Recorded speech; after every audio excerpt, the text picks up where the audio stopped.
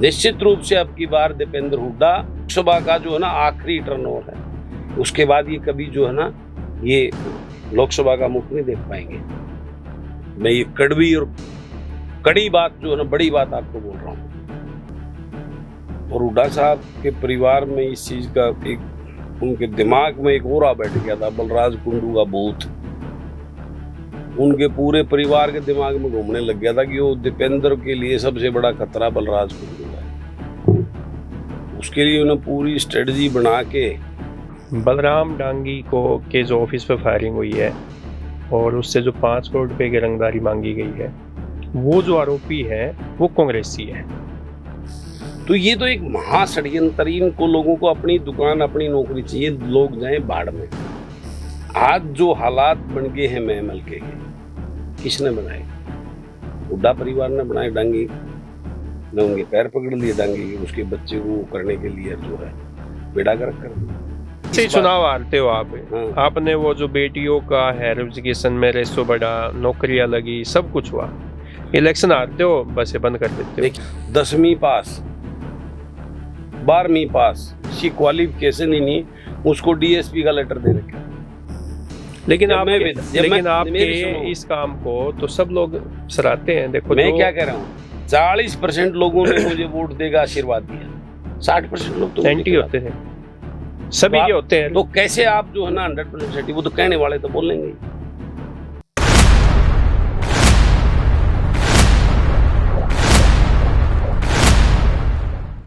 नमस्कार, the Haryana talks में आपका स्वागत है। आज स्टूडियो में खास मेहमान है बलराज कुंडू, महम से पूर्व विधायक है और सामाजिक कार्यकर्ता है, बिजनेसमैन है। तो आज हम कुंडू साहब से बात करेंगे महम के विकास की, भविष्य की राजनीति की और सामाजिक कार्यों की। कुंडू साहब, स्टूडियो में स्वागत है। धन्यवाद ओपी भाई, और रोहतक टास्क के सभी दर्शकों को भी बलराज कुंडू का प्रणाम। आपका बहुत बहुत धन्यवाद, आज आपने मैं यहाँ बोला। हम तो कई दिन से याद कर रहे थे, लेकिन आपके पास ही समय नहीं था। हाँ, बस बात चल रही थी। अच्छा, ये बताओ, कुछ महम में काम धाम हो रहे हैं? काम धाम तो आपने देखा होगा, ये हमारे महम के विधायक महोदय अभी खुद ही बता रहे थे कि उन्होंने पिछले साल के 1 करोड़ के काम लिख के दिए थे, जो अभी तक नहीं हुए। विधायक की वेंगी स्कीम के तहत मिलते हैं वो जो आज तक उसने दिए हैं, वो अपने मुंह से ही बता रहा है, मैं नहीं बता रहा, मैंने सुना था जो वो बोल रहा था। तो ये तो बाहर लगा दी उन्होंने, 1 करोड़ के काम भिजवा रखे हैं, वो 2 साल तो हो गए, आए नहीं है, होने वाले हैं। बाकी रही बात महम में, तो अभी तक तो वही काम चल रहे हैं जो मैं चुनाव से 4 महीने पहले सैंक्शन करा गया था। कौन कौन से काम? खेतों के रास्ते थे 72-73 किलोमीटर के, और महम की जो सीवर का जो पानी का जो प्रोजेक्ट चल रहा है अब, लाखन माजरा एक मेन प्रोजेक्ट हमारा जितने सालों से वो था, वो बनी है सड़क। ये सारी चीजें आप जाके देखोगे, ये सारी चीजें मैंने सैंक्शन करा दी थी उस टाइम पे। ये पाइपलाइन माने, क्योंकि उसके बाद मैं चुनाव लूज कर गया था, तो उसको फॉलो करने वाला कोई बंदा था नहीं, तो उसमें इतना टाइम लग गया कि 1.5 साल बाद धरातल पे आई, और अब पूरा होने की तरफ काम ऑनगोइंग है। ये सारे काम जो अभी तक जो महम में चलते नजर आ रहे, जो दिख रहे थे, ये वही काम है जो 350-400 करोड़ के लास्ट में चुनाव से 4-5 महीने पहले मैंने सारे सैंक्शन करा दिए थे, गवर्नमेंट से अप्रूव करा दिए थे। तो आपके 50% के तो जिनके मैं टेंडर करवा के अलॉट करवा दिए थे मैंने, जो रह गए थे वो अब ताई के छट गए फिर, लेकिन चलो वो हो गए। आज टाइम लगा तो उसके लिए भी मैं सरकार का धन्यवाद करता हूँ। लेकिन ये दुर्भाग्य है कि आज महम, जिसका एक नाम है हरियाणा प्रदेश में, जिसकी तरफ तो पूरा हरियाणा देखता है, उसके विधायक की तरफ, आज उसके यहाँ ऐसा विधायक है जो अपनी उपलब्धि में गिना रहा है कि मैंने 1 करोड़ के काम 2 साल में, 2 साल वो भी हुए नहीं, अभी हुए नहीं है, भेज रखे हैं। तो इससे बड़ा दुर्भाग्य क्या होगा? आज मैं आपके चैनल के माध्यम से आपको एक बड़ी सच्ची बात बता रहा हूँ कि लोग मिल रहे हैं, आ रहे हैं। अभी पिछले संडे को आपने देखा होगा कि मेरी बैठक थी, कार्यकर्ताओं की मीटिंग थी। वो सिर्फ मैसेज दिया था ग्रुपों में और उस मैसेज में इतनी भारी संख्या में, और कितना मैं देख के हैरान था। आज 2.25 साल होने वाले हैं। उसके बाद ये एक पहले की थी, उसके बाद ये दूसरी बैठक है। पहले से ज्यादा जोश और गुस्सा लोगों के बीच में, लोगों में है। क्या कहते हैं लोग? लोग यही कहते हैं कि भाई हुड्डा परिवार ने जो नौकरियों का और वो चीफ मिनिस्टर का जो ख्वाब और जो एक ओरा बना दिया था, उसमें लोग जो है उनके साथ इमोशनल ब्लैकमेलिंग हुई। क्योंकि आज सबसे बड़ी समस्या बेरोजगारी है, और हुड्डा साहब के परिवार में इस चीज का एक, उनके दिमाग में एक ओरा बैठ गया था, बलराज कुंडू का भूत उनके पूरे परिवार के दिमाग में घूमने लग गया था कि वो दीपेंद्र के लिए सबसे बड़ा खतरा बलराज कुंडू है। उसके लिए उन्हें पूरी स्ट्रेटजी बना के, पूरे 500 के लोग करीबन कलोई से जाते थे, 200-400 लोग बड़ौदा से आते थे, उनके और जितने रोहतक जिले के कार्यकर्ता, सबकी ड्यूटी महम में लगा रखी। पूरा परिवार महम में घुस गया, और हर घर में उन्होंने 60-70 हजार नौकरी तो मेरे महम में बांट दी। हर वो कार्यकर्ता जाके कान का फोन लगाते, बात कौन करता था वो तो बेचारों को नहीं पता, लेकिन सबको दीपेंद्र से बात करो, हुड्डा साहब से बात करो, सबकी उसको कह दिया तेरे 2 हैं तो 2 के 2 नौकरी। इतने तहसीलदार, थानेदार, डीएसपी लगवा दिए। ऐसे ऐसे हालात थे, लोग इतने भोले हैं। 10वीं पास, 12वीं पास, जिसकी क्वालिफिकेशन ही नहीं, उसको डीएसपी का लेटर दे रखा था। हाँ, लिख के पर्चियां। मैं हैरान था, मैं नाम ही ले देता हूं, मैं इन बातों से घबराता नहीं। मेरे बहू का, मेरा बहुत समर्थक परिवार जी। सिल्लू पहलवान का नाम जानते, सब जानते हैं, हमारे जो है ना, हमारे हरियाणा की शान, कबड्डी के बहुत अच्छे प्लेयर हैं। सिल्लू के फादर को, सिल्लू को जो है ना, सिल्लू को डीएसपी लगाने की बात कर दी खेल कोटे से। खेल कोटे, लेकिन खेल कोटे में भी जब कभी खिलाड़ी लगता है तो उसकी क्वालिफिकेशन में कोई छूट नहीं होती। ग्रेजुएशन तो चाहिए कम से कम। तो वो +2 पास कर रखी है, उसको डीएसपी, और वो उसका दिमाग में ही नहीं, वो बताया भाई तू डीएसपी के ऊपर लगेगा। लेकिन इस प्रकार से इमोशनल ब्लैकमेल, ऐसे अनेकों केस थे।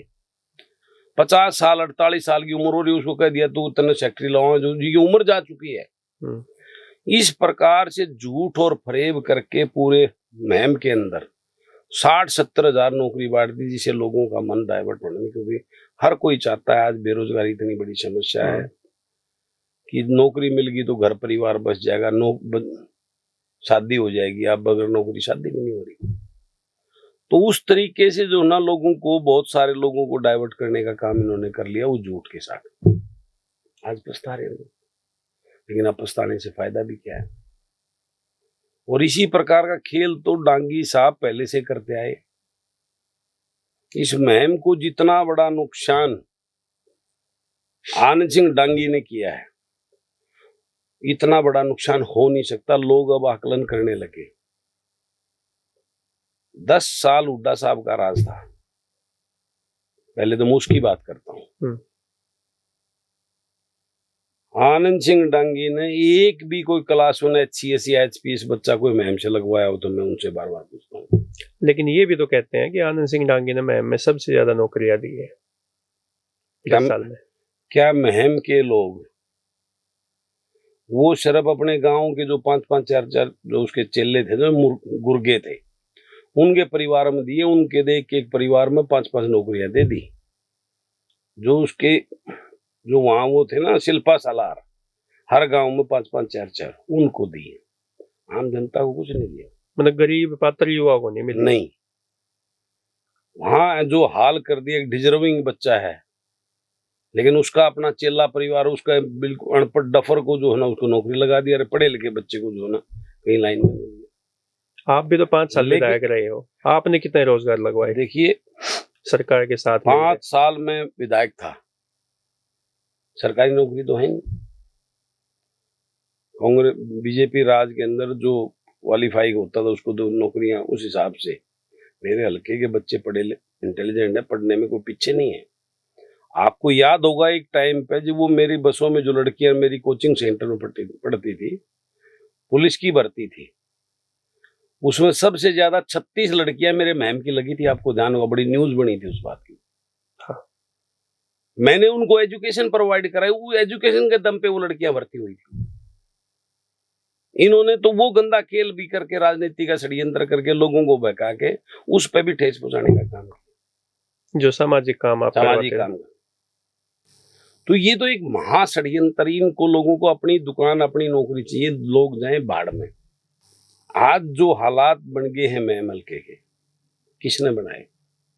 हुड्डा परिवार ने बनाए। डांगी ने उनके पैर पकड़ लिए, डांगी के उसके बच्चे को करने के लिए जो है बेड़ा गर्क कर दिया। आनंद सिंह डांगी ने ओम प्रकाश चौटाला को उस टाइम ना बना के जो है ना बहुत बड़ा नुकसान किया महम के लिए। महम को। नहीं तो नरवाना के अंदर ओम प्रकाश चौटाला जी वहां से विधायक थे, चीफ मिनिस्टर थे, वहां के मैं आपको लिस्ट दे सकता हूँ, 30 से ज्यादा HPS और जो है ना क्लास 1 अफसरों में जो है ना लड़के लगे थे नरवाना से। क्लास 1 की बात कर रहा हूँ। जो आज उनमें से 5-7 तो IAS बन चुके हैं, 5-7 IPS बन चुके हैं, वो प्रमोशन हो गए। वो अपने आप ही जब उच्च अधिकारी आपके हल्के के होंगे तो वो वैसे ही डेवलपमेंट करा देंगे, बहुत सारी चीजें, छोटी मोटी सड़कें, पटके, गलियां तो वही करा देंगे। लेकिन महम उस चीज से बिल्कुल आज तक सोचता, इसलिए क्योंकि इन्होंने कभी वो सोचा ही नहीं। कोई बड़ा अधिकारी बन जाएगा तो साधन संपन्न हो जाए, इनके लिए वो जो है ना अराइवली हो जाता, तो किसी को नहीं निकलने दिया इन्होंने। तो महम कांड किसने करवाया? महम कांड आनंद सिंह डांगी की देन। चौटाला का कोई लेना देना नहीं। चौटाला जिसकी बदौलत आनंद सिंह डांगी को जिसने पैदा किया, उसके सामने लोगों को भड़काकर जो है ना ऐसा माहौल नहीं। आनंद सिंह चौटाला परिवार के लिए महम जो है ना पूरे हरियाणा में सबसे बड़ी जो है ना उसका अपना गढ़ था, जो कर्म भूमि कहते थे। उस कर्म भूमि के भोले भाले लोगों को जो है ना उस परिवार के अगेंस्ट करने का काम दोषी है ये तो ये आनंद सिंह डांगी तो है।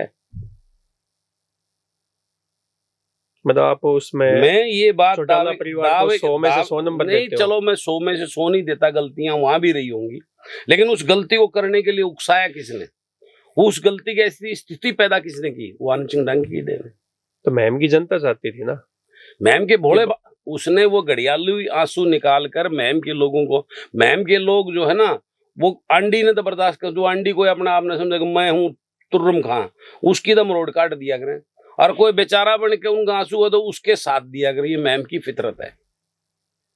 गरीब कमजोर का जो है ना वहां यही हुआ। इसने तो वो घड़ियाली आंसू निकाल दिए, चौटाला परिवार ने दबंगता दिखा दी, वहीं कलेश खड़ा हो गया। तो ये बात तो आप पे लागू होती है, मेरे पे कैसी होती है बताओ? आप 24 का इलेक्शन आ रहे हैं तो आप एनडी थे? नहीं, मैं शरीफ थे। देखो मेरी सुनो, ये परिस्थिति और उस परिस्थिति में चुनाव हार जीत होते रहते हैं, वो एक अलग बात है। लेकिन मेरे को चुनाव हराने का काम किया उन लोगों को झूठ बोलकर, झूठे सपने दिखाकर, जिस प्रकार से वो लोग आज पछता नहीं। ये भी कहते हैं कि बलराज कुंडू में भी अहंकार हो गया था, ऐसा कहते हैं। देखिए इस दुनिया में 100% या 100% मार्क्स इस जनता से कोई सर्टिफिकेट पर ले नहीं सकता, ठीक है? मैंने महम को 1 नंबर पे हायर एजुकेशन में जो लड़कियों में पहुंच गया, सबसे ज्यादा आप कैलकुलेट करवा ले। हायर एजुकेशन में लड़कियों का रेशो आपके हरियाणा में नंबर 1। बिल्कुल मानते हैं इस बात। तो मेरे को तो रोज ये कांग्रेसी जो दूसरे दल पता नहीं क्या क्या बोलते थे, पता नहीं क्या क्या शब्द बोलते थे उसके ऊपर। उन्हीं बेटियों के लिए मेरी जो आपत्तिजनक बातें बोलते थे, जिनको मैंने अपनी सगी बहन की तरह जिनसे राखियां बंधवाकर अपने भाई का फर्ज अदा किया, तो इस पब्लिक का क्या करोगे भाई? वोट तो मुझे जो दी थी, जो मुझे वोट दी थी, मुझे तो 40% लोगों ने वोट दी, 60% लोग तो मेरे खिलाफ थे। लेकिन आपके इस काम को तो सब लोग सराहते हैं। देखो मैं क्या कह रहा हूँ, 40% लोगों ने मुझे वोट देगा आशीर्वाद दिया, 60% लोग तो एंटी होते थे, सभी के होते हैं। तो कैसे आप जो है ना 100% वो तो कहने वाले तो बोलेंगे। तो जैसे ही चुनाव हारते हो आप, आपने वो जो बेटियों का हायर एजुकेशन में रेशो बढ़ा, नौकरियां लगी, सब कुछ हुआ, इलेक्शन हारते हो बस ये बंद कर देते हो। देखिए मेरा माहौल, जो मेरी ताकत, मेरे साथ जुड़ा हुआ मेरा परिवार, मेरे कार्यकर्ता थे। उस कार्यकर्ता, आप सब उस दिन की उस वीडियो को देखो तो लाया, कल तो कोई चीज छुपती तो है नहीं, देखा था हमने। उसमें देखो किस प्रकार का माहौल वहां क्रिएट हो गया था। वो उस दिन 3-4 हजार की संख्या थी, हजारों की संख्या में महिलाएं थी, वो 99% रो रही थी। उस पूरी भीड़ में 2 मात्र आदमी को छोड़ के, 2 थे। कल्लू था, मैं आज आपके उसे बोलता हूँ, कल्लू चेयरमैन हमारे बड़े भाई, वो मुझे इस बात के लिए मना कर रहे थे, यू काम ना करो। 1-2 साथी और थे, अदरवाइज एक भी उसके अलावा कोई साथ में नहीं था। एक तरफा जो नसब का डिसीजन था कि नहीं चलानी, हम मर जाएंगे, मार देंगे, लेट जाएंगे, ये कर देंगे, तो मुझे मजबूर सुननी पड़ी। कल्लू चेयरमैन आज तक मेरी उस बात से नाराज है मेरे से, वो मेरी नहीं सुनी, इतना गलत डिसीजन लिया, बसें बंद कर दी। हाँ, वो तो ये कहता है उसमें बीच में कांग्रेसी लोगों आ गए ना, जो इस माहौल को बनवाया कि बलराज को यहाँ से वो करना है। लेकिन मेरी उस बात के बाद, चलो वो हुआ, मैंने उसके बाद एक माहौल बनाकर लोगों को वास्ता तैयार करके बसें चालू कराई डिमांड में। आज भी मैंने घोषणा करी कि जिस गांव से जो पंचायत आएगी मैं उसको चलाऊंगा। लेकिन आज भी कितनी पंचायतें आई हैं आज भी, क्योंकि गांव के सरपंच हरियाणा महम के अंदर 98% सरपंच जो कांग्रेस के लोग बने हुए, कांग्रेस के साथ खड़े हैं। वो आज भी इन्होंने जो है ना, गंदी राजनीति ने जो आज भी उन सरपंचों को उनको लिख के देने से, मेरे सामने आने से, वो जो है ना डांगी परिवार ने रोक रखा है। तो इनकी सोच कितनी, इनको ये बड़ी बड़ी बातें करते थे, हम ये चलवा दें, वो चलवा दें, कहाँ गई वो बात। आपका आरोप ये है कि महम से आनंद सिंह डांगी का परिवार और हुड्डा परिवार आपको आगे नहीं देखना चाहता, बढ़ने। ये तो अंडरस्टूड बात है, क्योंकि बलराज कुंडू अपने लिए कुछ करने की राजनीति नहीं कर रहा। बलराज कुंडू लोगों की सेवा करने के लिए, उनके लिए कुछ करने का अलग किस्म का पॉलिटिशियन मैं निकल के आया हूं, जिसका डर इनको जो है ना दिन रात भूत की तरह। आपने अभी देखा हो मेरे पुरानी चीजें थे, मैं कोई एक्टिविटी करता हूं अगले दिन ही जो ना इस परिवार की तरफ होती है। मैं अभी वो उनका 3 दिन का संत रामपाल जी महाराज के आश्रम में वो कार्यक्रम था, मैं 29 को गया, तो 30 तारीख को डांगी जी भी वहां पे जो है ना मत्था टेक के जो दंडवत थे। आपने देखा वो सोशल मीडिया में, क्यों मंजी ने मुझे आशीर्वाद दिया, अच्छी बातें कही, भाई आप तो अच्छे वो काम, मुझे तो अभी पता लगेगा आप ये कर रहे थे, तो आप तो मेरी तरह हो, ये है वो है फलाना, मैं आपके साथ हूँ। अगले दिन ही वहां डांगी साहब पहुंच गए, होटल लग रही है। ये लोग सवार से जाते हैं, मैं वहां भी जाता हूं, तो मैं पिछले उनके साथ में उनके अच्छे कामों, उनकी सोच की वजह से मैं उसमें जुड़ा हूं। तो ये लोग तो नकल करते हैं, तो इनकी सोच, मैं ये बात दावे के साथ कहता हूं, इस महम का बेड़ा गर्क करने में आनंद सिंह डांगी का परिवार, आनंद सिंह डांगी और उसका परिवार, और इस रोहतक का और इस प्रदेश का, मेरी इस जाट कम्युनिटी का बेड़ा गर्क करने में भूपेंद्र सिंह हुड्डा सबसे बड़े दोषी हैं। जाटों का नुकसान भूपेंद्र हुड्डा ने किया। मैं एक बात पूछ, यस, ये सारी चीजें वो जाट आरक्षण से लेके ऐसा बीज बो के गए थे कि इस जाट कम्युनिटी को एक तरफ सारी उनको दुश्मनी। जाट ने किसी का नहीं बिगाड़ा, जाट हमेशा दयालु कौम है। गांव में जाके देखो, किसी छत्तीस बिरादरी में जो है ना हमेशा गरीब के साथ खड़ा होता है, भाई के साथ लड़ पड़ेगा, गरीब के साथ खड़ा होता है, कोई द्वेष नहीं है। लेकिन राजनीति में ऐसी चिंगारी, ऐसी पिनअप कर गए हुड्डा साहब वो काम करके कि जो है ना आज एक तरफ खड़ा हो गया, वो जाट करके। अभी इसी चुनाव में देख लो ना, इसी चुनाव के अंदर सारे जाट वो चौधरी थे, इसके मठाधीश, डिपार्टमेंट बंटने लग गए थे, देख लेंगे तो हमारा राज आ गया। पहले धमकियां देनी शुरू हो गई थी, कितने मेरे लोगों के साथ में झड़प की, मेरे को चुनाव वाले दिन मेरे साथ बदतमीजी, मेरे परिवार के साथ बदतमीजी कर दी कि तड़के देख लें सारा ने, अरे मैं बड़न भी को नहीं था, हम न्यू कर देंगे। मेरे ऐसा डर माहौल पैदा हो गया, कैप्चरिंग बूथ करने। और मैं कहता हूँ, मैं चुनाव हारा नहीं, तो हराया गया है। 20,000 वोट तो उन्होंने बोगस डाली, वहां पुलिस तक ने उनका सपोर्ट किया है। मेरे जो बूथ एजेंट थे उनको मार मार के बाहर निकाल दिया पुलिस ने। एक तरफा जो है ना वहां पे इस टाइप का कर्मकांड हुआ है, एक बहुत बड़े षड्यंत्र उसके तहत जो मुझे हराया, मैं हारा नहीं। एक अभी आपकी एक स्टेटमेंट थी उसी दिन कार्यकर्ता मीटिंग के दौरान कि बलराम डांगी को के जो ऑफिस पे फायरिंग हुई है और उससे जो 5 करोड़ रुपए की रंगदारी मांगी गई है, वो जो आरोपी है वो कांग्रेसी है, और हो सकता है चुनाव में चंदा लिया हो या नौकरियों के नाम पे पैसे लिए हो, तो इसलिए फायरिंग की गई हो, इसलिए रंगदारी मांगी हो। आप से भी रंगदारी मांगी, आपको भी धमकी मिली है, तो इसको आप कैसे जोड़ के ये स्टेटमेंट दी आपने? आपका सवाल का मैं एक बहुत क्लियर कट जवाब देता हूं। मैंने उसकी निंदा की है कि इस प्रकार का जो है ना माहौल बहुत ही गलत है आम जनता के लिए संदेश देने के लिए।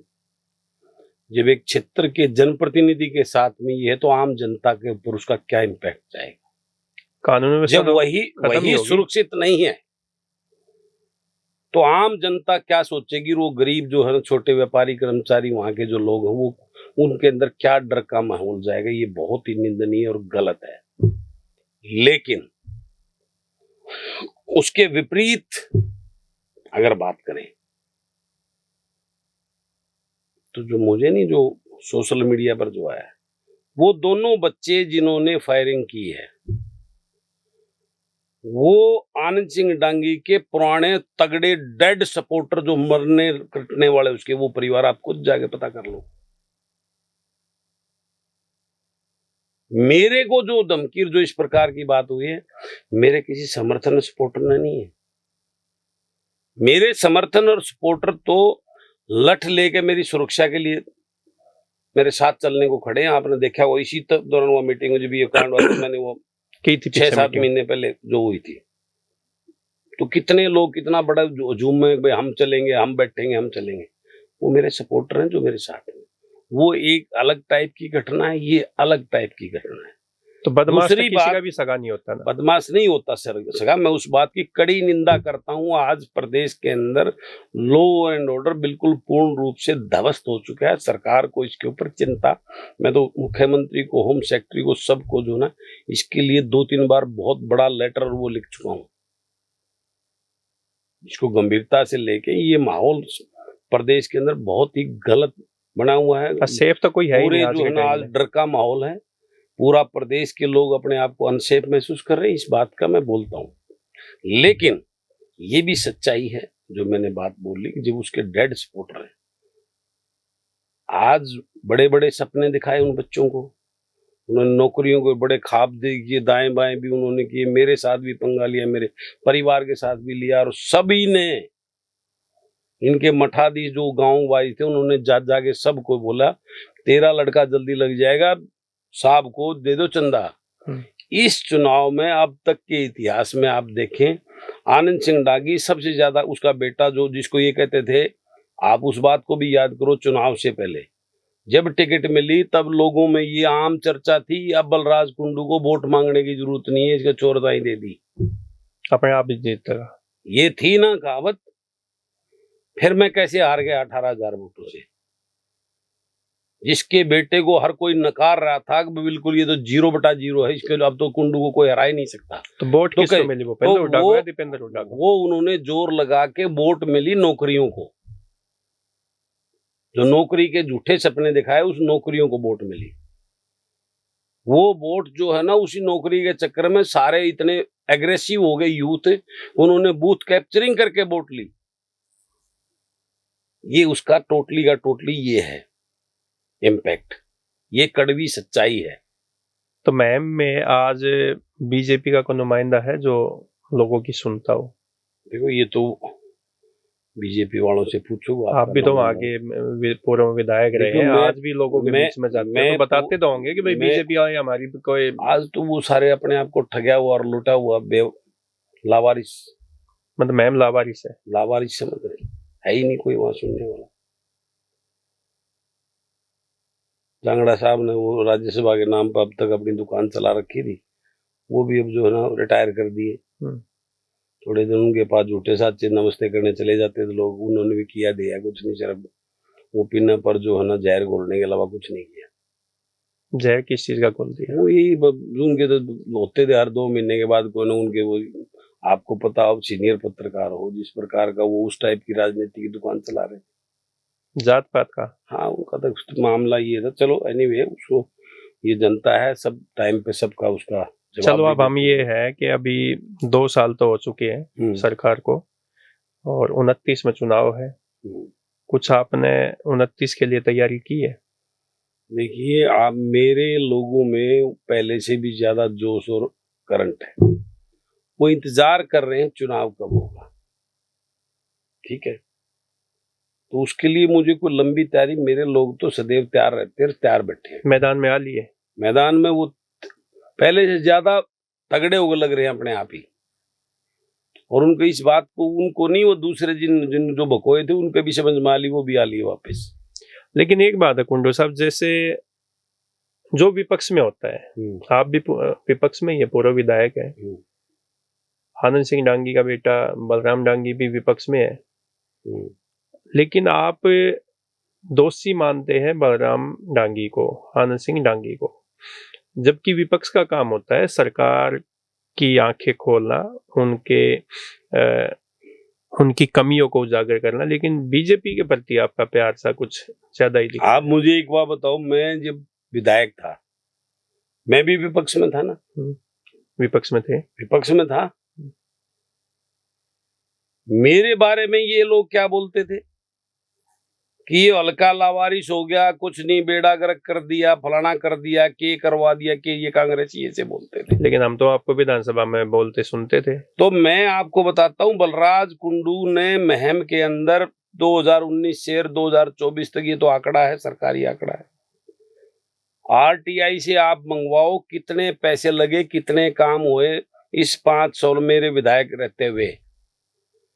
और जो बीजेपी का मजबूत जो है विधायक एमएलए रहा हो उसके आरटीआई से मंगा लो, मेरे बराबर में जुलाना था।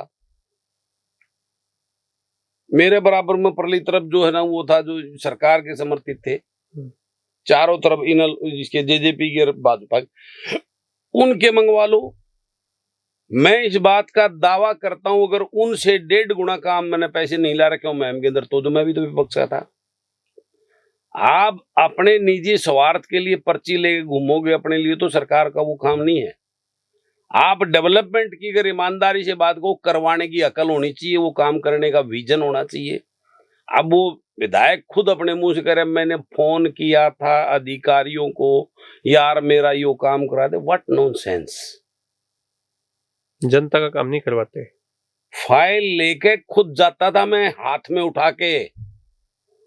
फोनों से काम नहीं होते। जब आप डेवलपमेंट का जनता काम किसी अधिकारी के सामने लेकर फाइल बैठोगे तो उसकी हिम्मत नहीं उस काम को ना निकाले आगे, वो मुंह करेगा उस फाइल को। बीजेपी में जाओगे या अकेले चलोगे? देखो ये तो समय बताएगा, मेरे लोग बताएंगे, वो निर्णय लेंगे, तो उसी हिसाब से आगे जैसी आगे की रणनीति का निर्णय लेंगे। मान सम्मान और लोगों का, मेरे लोगों का विश्वास जहाँ होगा उसी पे आगे निर्णय लिया जाएगा। इसमें तो राजनीति के अंदर संभावनाओं से इनकार नहीं किया जा सकता। सैनी साहब से मुलाकात हुई है? 2-4 बार मेरा मिलना हुआ रूटीन में, लेकिन मैं इस टाइप की बातों के लिए नहीं। मैम के कामों के लिए गए हो? मैम के भी एक आधा कोई था तो दे दिया, बाकी मैम के कामों की जिम्मेवारी तो अब जो है विधायक महोदय की है, वो करेंगे। मेरे को तो अब छुट्टी दे रखी है मैम के लोगों ने। मैं व्यक्तिगत रूप से अपने हल्के के लोगों के लिए सदैव तैयार हूँ, जो मैं कर सकता हूँ। लेकिन सरकार से संबंधित कामों की ड्यूटी तो उनका वकील, अब जो मैम का वकील बलराम है, तो ये काम बलराम करेगा। उनके लिए कैसे कर पाएगा वो तो उसके ऊपर डिपेंड करेगा। अभी आपने एक सोनीपत के मोहाना में एजुकेशन कॉलेज की घोषणा की है, क्या उद्देश्य है इसका? कोई उद्देश्य नहीं, ये तो काम धंधे बच्चों के लिए हर कोई करता है, तो उसी प्रकार से मेरे बच्चे वो काम कर रहे हैं, कॉलेज चला रहे हैं। इसमें मैम की बेटियों के लिए कुछ रहेगा? मैम के बच्चों के लिए मैंने उसमें फ्री बस सेवा वहां से जो मैम से आएगी, बस कोई चार्ज नहीं होगा मैम के बच्चों के लिए। उनके लिए फीस में भी एक स्पेशल डिस्काउंट की हमने की है, तो वो हम देंगे। तो मैम तो हमेशा मेरी प्राथमिकता रही है, तो वो तो पूछने और कहने की बात ही नहीं है, तो उसमें मैम तो स्पेशल हमेशा रहेगा मेरे हर चीज में जी। मेरी हर उस चीज के अंदर मैम हमेशा विशेष रहेगा। और मैम के लोग मेरा परिवार है, मेरा परिवार हमेशा सर्वोपरि होता है, उसमें तो सोचने की बात ही नहीं है। तो हरियाणा में जैसे जाति पाति का कुछ ज्यादा ही चला हुआ है, जाटों की राजनीति को कैसे देखते हो? देखो मैं तो 36 बिरादरी का नेता हूँ, आपने देखा हो कभी इस प्रकार की। मैं तो जाट गलत है तो जाट को बोल देता हूँ, दूसरा गलत है। ये इस प्रकार की राजनीति तो ये पार्टियां करते हैं। मैं तो आपसे पूछता हूँ, जाट की जो बात करने वाले यहाँ के भूपेंद्र हुड्डा जी 10 साल में मेरे रोहतक सोनीपत की बात करता हूँ। पहले तो मुझे एक नाम बताओ किसी जाट को जो आगे बढ़ाया हो। सिर्फ रेवड़ी बांटे, बंदर बाट, छोटी मोटी नौकरियों में अपनी दुकान चलाओ, पैसे लो और लगवाओ और अपने को लगवाओ, इसके अलावा क्या दिया था? मेरे रोहतक सोनीपत में एक SC OBC किसी परिवार के किसी पढ़े लिखे साथी को भूपेंद्र सिंह हुड्डा ने आगे बढ़ाया तो मुझे बताओ ना, एक का नाम बताओ आप। मैं आपसे, आप सीनियर पत्रकार हो, बहुत अच्छी उसमें रहे हो आप, मुझे एक ऐसे किसी SC OBC से, ये किस प्रकार के हैं? जाटों का तो बेड़ा गर्क कर दिया, हर किसी की तो अपनी दुकान चलनी चाहिए। अभी मेरे क्षेत्र के हमारे बड़े भाई आदरणीय राज्यसभा में जो गए हैं, इन्होंने तो उसकी लुटिया डबो दी थी। इसकी टीम ने तो उसका जो भी है हमेशा पिछले जो 10 साल से करते आ रहे हैं हुड्डा साहब, जो पीछे अपना वो जो चूड़ी घुमाते हैं, जो वो इसकी भी कर दी थी।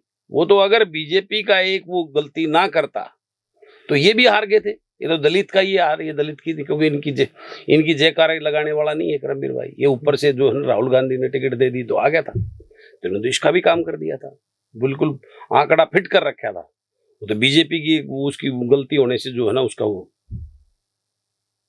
बच गया, वो लक्की अपनी किस्मत से जो है ना राज्यसभा में गया। भूपेंद्र हुड्डा नहीं लेके गया उसको, किस्मत से गया, किस्मत से, उसका लक था। अच्छा ये बताइए कुंडू साहब, रोहतक की राजनीति, रोहतक पुराना रोहतक की बात कर रहे हैं, और दीपेंद्र सिंह हुड्डा की राजनीति को आप कैसे देखते हैं? Close chapter. ये मेरे से आज लिखवा लो, कोई शर्त लगा तो स्टाम्प पेपर पर लिखवा लो। दीपेंद्र सिंह हुड्डा आखिरी बार के सांसद हैं रोहतक के।